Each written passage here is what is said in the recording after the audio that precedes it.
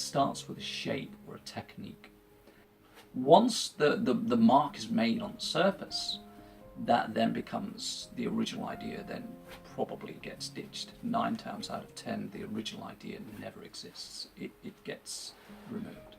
And it gets removed because of the beauty of oil paints and how you can manipulate and bend, and what happens is that you formulate it into something else, something more interesting than the original.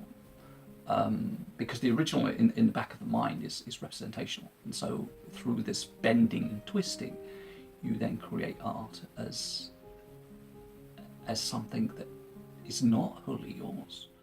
And eventually, it was science fiction that kind of did it. I started doing portraits of Tom Baker and Doctor Who's and TARDISes and things like that.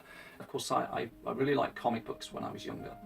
For me, science fiction has so many different elements, and what really fascinates me about science fiction is the idea of form and shapes and the imagination.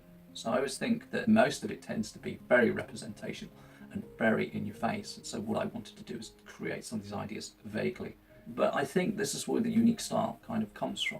I think it's an unexplored area, and I'm not sure why it's unexplored, but the idea of taking even something as simple as a telephone box and putting it into a science fiction setting was always something that I found quite interesting. Because I think that a lot of artwork is static, and I think science fiction has this ability to be much more moving and much more energetic than I think a lot of other forms.